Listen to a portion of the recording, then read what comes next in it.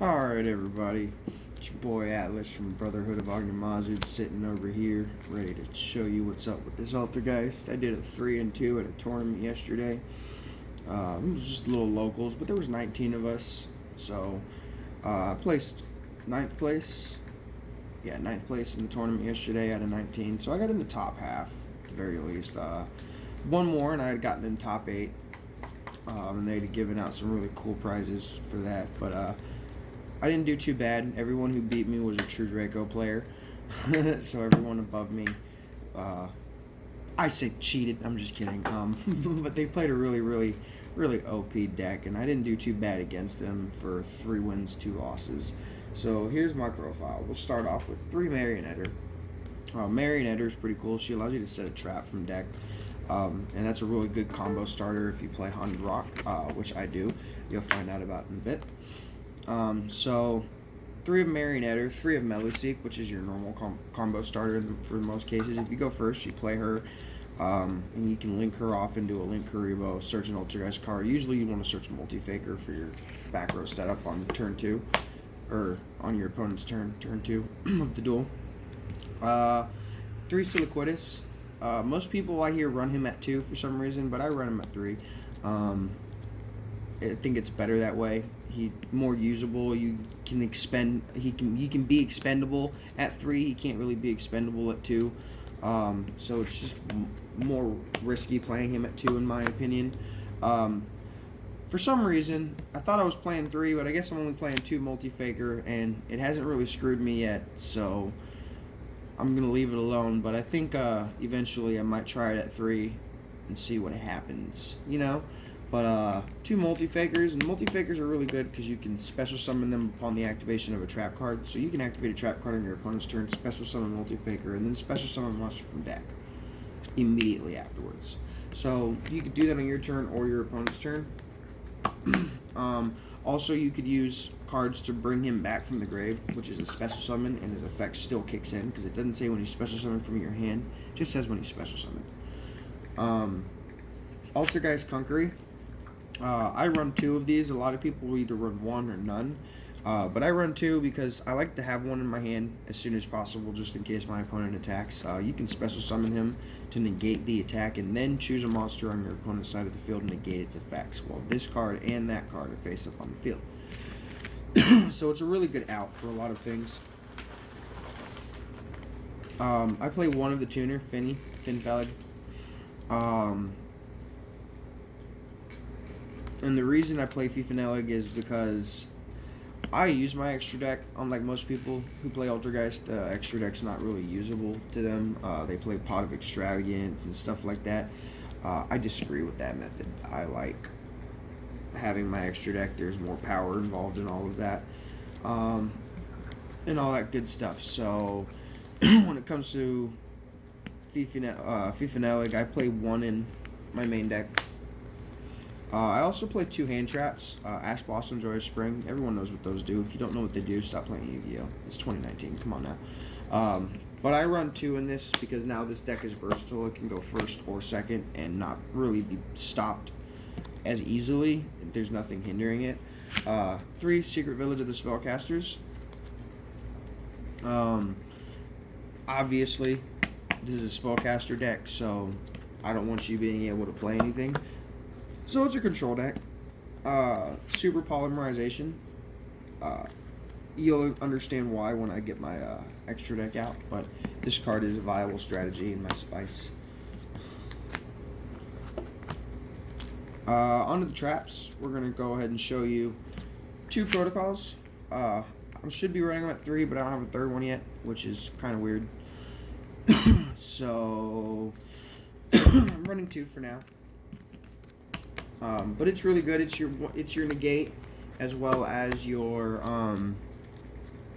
protection. Opponents can't negate your Altergeist card effects, and when your opponent activates a monster effect, you can send 1 Altergeist card from your field to the graveyard, 1 other face-up Altergeist card you control to the graveyard. So 1 face-up monster or Altergeist card from the field to the graveyard, and negate and destroy that card that activated the monster that activated. Manifestation. Monster Reborn, or not really, it's actually called Haunted. Special summons a monster from graveyard in attack mode, and it does stay on the field. However, when this card's in your graveyard, you can banish it to return an Altergeist card, or an Altergeist trap, like Protocol, or, Haunted Rock from the graveyard to your hand.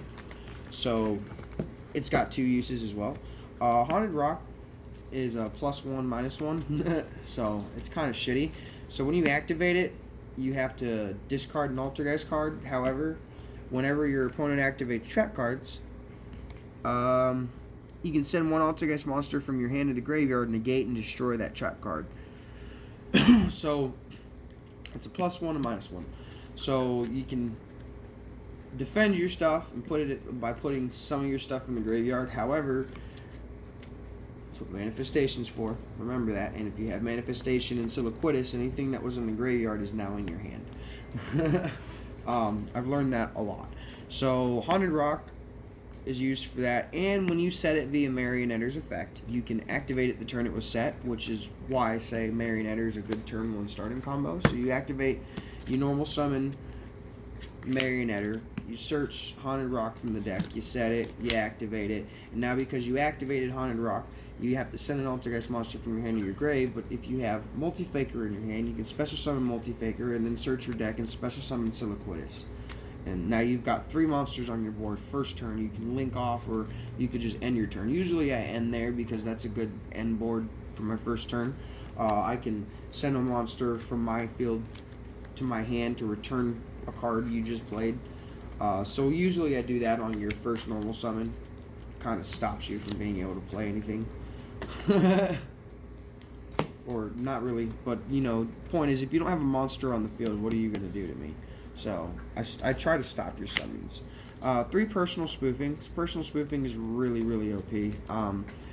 Screw TCG for their fucking shitty translation, because it was supposed to say Altergeist spoofing, which it doesn't. It says personal spoofing, so it's not searchable via, or not settable via Marionetter, and it's not protected via Protocol. So that's kind of crappy. It kind of hinders us. That would make a world of a difference to us.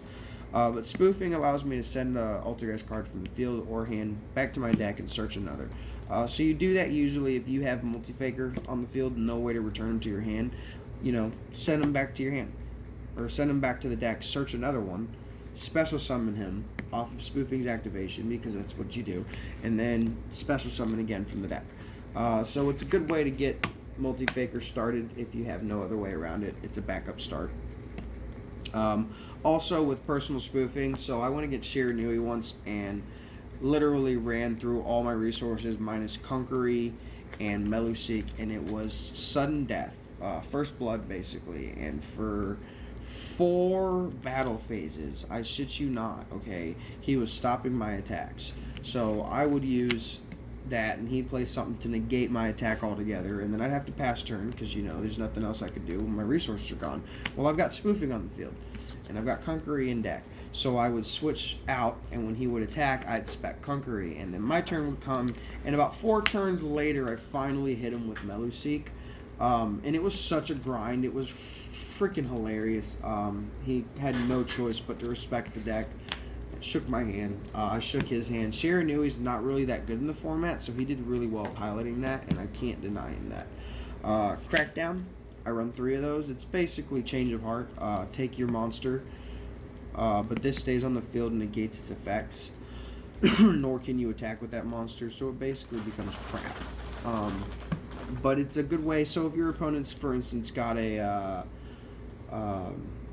well, not really a Boral Sword, because you can't target Boral Sword in this targets, but for instance, if your opponent had a Boral Sword, you just take over that Boral Sword, or whatever meat stick they have that is targetable, and until they destroy Crackdown, you have their meat stick. So it's basically just like, oh yeah, trophy card sitting on my side of the field. Red Reboot, I play at 3, very unconventional according to most players, but a lot of players use counter traps to stop traps, because it's spell speed 4. You can't really do anything against a counter trap unless there's a counter trap. So I play 3 red reboots for that. Metaverse, I play 2 of these. Gives you access to Village a lot easier. I play Imperial Order just in case I don't get access to Village right away. And I play Anti-Spell Fragrance as well, just in case I don't get it in access to Village right away. Like I said, Village is very easily accessible. It's very rare that I have to rely on Spell Fragrance or Order, but they are in there just in case, and I've never gone wrong having to rely on them. And then 1 Heavy Stormduster. Obvious reasons, back row destruction. Onto the extra deck. So I'm going to show you 1 of Link Karibo. Most people play 2 at, and I understand why. I only play 1 of because really that's all you need them for. I've never really had to bring them out more than twice, and you can do that with Meluseek on the field and him in your graveyard. So you all know you can tribute him, make the attack of an opponent's monster 0. But the best part is when he's in the graveyard and you have a level 1 monster on the field, you can tribute the level 1 monster and special summon him from the graveyard. Get his effect once more. So I did that once yesterday, and it turned the whole duel around for me. It was pretty great. Somebody was like, "Oh wait, I didn't know you could do that." I play 3 Hexesia. This is a staple for my strategy. His effect is he gains the attack of whatever Altergeist monster he's pointing at, and you contribute him to negate the activation of a spell, trap, or card effect. So if anything is activated, you can negate that activation, basically. I think it's a non-negate. If it's not non-negate and I'm reading that wrong, it's most likely I am reading it wrong because I think it just negates spell and trap cards, but somebody else told me it's an omni-negate. I think that's just incorrect reading. But point is, it's really staple, especially with the support that they drop. I'm going to also run 3 of Kidalga. I don't really ever use him, but it's very good in case you ever want to take an opponent's monster from graveyard. Sometimes that can help, so it's a backup resource if you know. So there's 3 of Kidalga. I also run 3 Prime Banshee for right now. I've never used her. The guy who played Altergeist yesterday and actually topped the whole tournament. I'm sorry, by the way, I did tell you guys that everyone else above me was True Draco. Forgot about Sky Dragon. He is an Altergeist player, 5-0. But he plays Prime Banshee when he needs to. And I've only ever seen him use it like 2 times. But very rarely does it get used, in my opinion. Not really a necessity. So here's my spice, and this is why one of the reasons why Cerebral is in here. I play with Quintet Magician. Quintet Magician's pretty fucking douchey.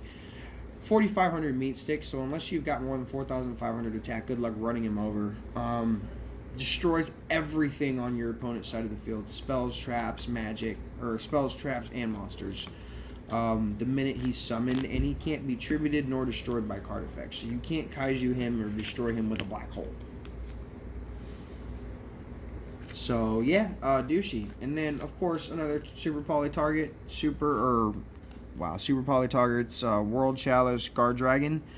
Only takes 3 links, so if your opponent's got 3 link monsters and keeps smashing your board, pop open super poly, take all their links, and boom, now you've got their monsters to make a fusion, and they can no longer negate. Super poly is unresponsible. And then I played 2 Dragvarons. Dragvaron's pretty douchey. His main effect is what I use him for, which is the tribute effect. When he's tributed once per turn, you can special summon him from the grave. I use that with Hexesia's effect more than anything.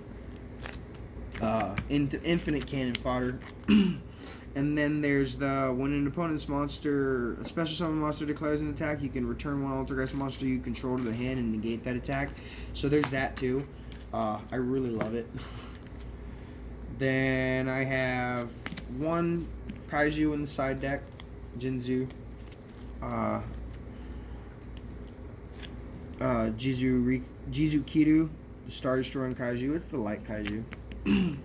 Play another Fifinelig in the extra deck, or not extra deck, in the side deck.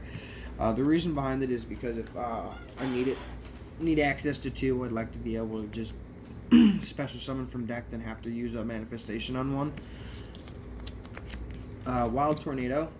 When this card is destroyed as it's set, you can pop a card an opponent controls, so it destroys a monster, essentially. So I like using Heavy Storm Duster to destroy one spell on their side of the field and Wild Tornado.